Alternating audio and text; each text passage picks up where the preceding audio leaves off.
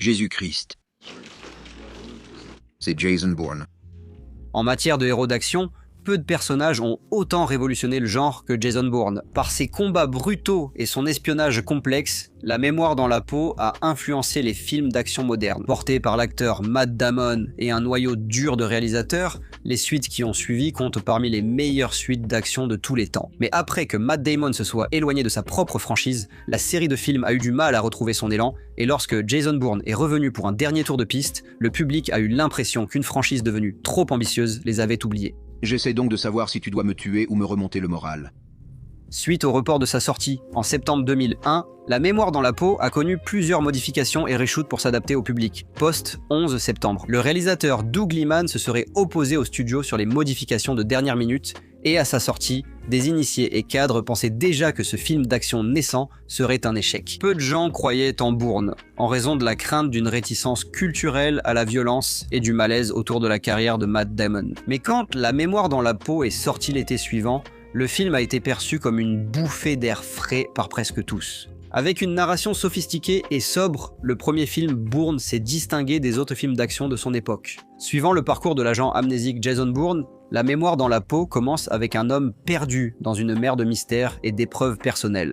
Contrairement à l'ambiance prétentieuse des films de James Bond de l'époque, et même à celle de la saga Ocean's 11 avec Damon, La mémoire dans la peau a apporté un véritable aspect d'espionnage. Des tueurs à gages violents et implacables, des agents gouvernementaux traîtres, de lourds secrets d'État, et presque aucune plaisanterie. Mais aussi austère que le scénario de Tony Gilroy ait pu paraître sur le papier, une fois porté à l'écran, Jason Bourne était tout sauf ennuyeux. Alors qu'il affronte un trio de mercenaires féroces, dévoile les secrets de son passé et se mesure aux agents de la CIA, Bourne découvre son identité à travers des combats brutaux et des courses-poursuites palpitantes. Avec l'une des bandes originales les plus tendues du cinéma d'action, les aventures austères de Jason Bourne ont aussitôt eu un air de classique. Doug Liman s'éloigne de la mise en scène statique des films d'action occidentaux en mêlant chorégraphie, montage rapide et caméra à l'épaule, créant un effet saisissant.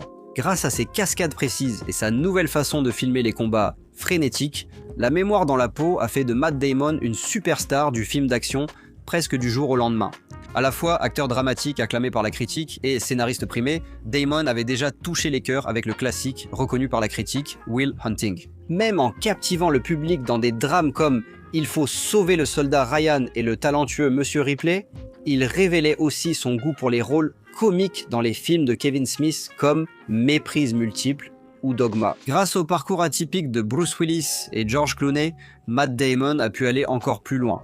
Et lorsque le public a eu un premier aperçu de Jason Bourne en action, tous les doutes concernant ses capacités de héros d'action se sont complètement effacés de leur mémoire. Parce que lorsque vous prenez des acteurs formés au théâtre, connus pour leur capacité à incarner des personnages et que vous les associez à une violence spectaculaire, eh bien vous pourriez obtenir quelque chose d'incroyable. Pour la suite de leur blockbuster, La mort dans la peau, le studio s'est séparé du réalisateur Doug Liman pour éviter de futurs conflits sur les reshoots. Le réalisateur anglais prometteur Paul Greengrass a été engagé pour prendre la relève. Avec un nouveau scénario du scénariste Tony Gilroy de retour, La mort dans la peau est sorti en 2004 et a reçu des éloges quasi unanimes. Un succès évident au box-office et une réussite critique inattendue. La mort dans la peau conserve le ton sérieux et l'action explosive de son prédécesseur. Avec pratiquement tous les personnages survivants de retour pour ce deuxième volet, la suite semblait méritée d'une manière que peu de suites de films d'action peuvent se vanter d'avoir. Alors que Bourne bat ou étrangle ses adversaires dans des combats rapprochés étouffants, les coups semblent plus puissants et l'intrigue s'épaissit. Même si Paul Greengrass a maintenu le rythme et l'action, le public a noté des évolutions moins favorables. Recouvert d'une palette de couleurs accentuée qui ferait rougir un néo-noir britannique, La mort dans la peau a un style distinctif, quoique quelque peu désagréable. Doug Liman, réalisateur original de Bourne, a lancé la caméra tremblante, mais Paul Greengrass l'a poussé bien plus loin. Autrefois rare, les prises de vue à la caméra tremblante, presque nauséeuses, envahissent ce film pourtant fascinant.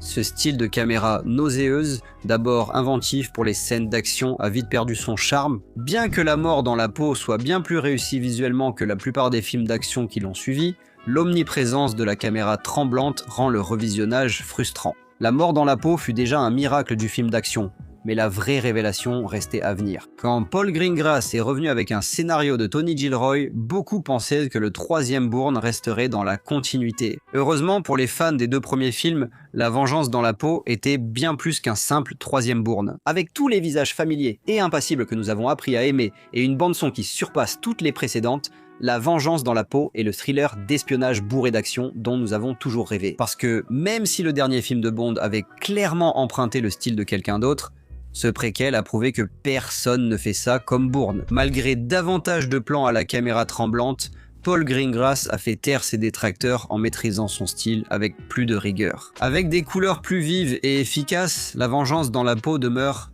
très moderne aujourd'hui. Un précurseur évident du style visuel allait ensuite s'imposer dans tout.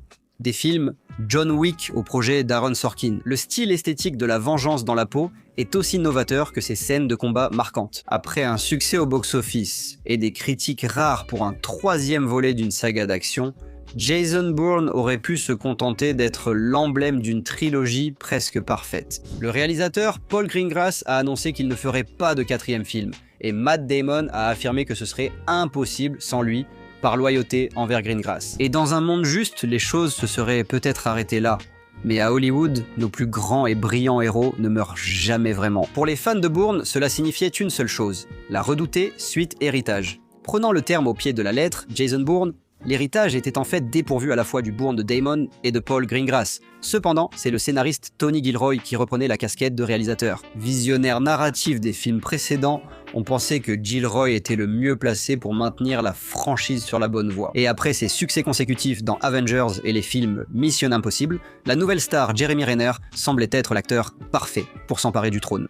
Mais tout de suite, les fans de la franchise ont su que quelque chose clochait.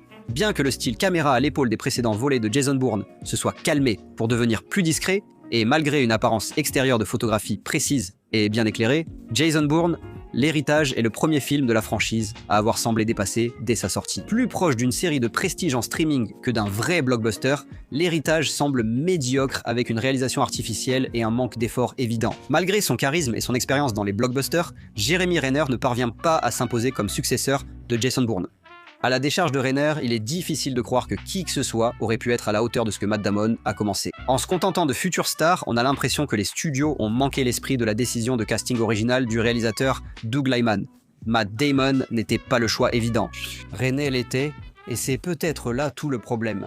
En cherchant à formater parfaitement la suite The Bourne Legacy, les réalisateurs ont seulement réalisé un film d'action banal, digne d'une sortie DVD, malgré sa diffusion en salle et l'héritage d'un des noms majeurs du genre. Lorsque Jason Bourne, l'héritage, n'a pas réussi à propulser la saga vers des territoires plus inexplorés, le studio a décidé qu'un retour aux sources s'imposait.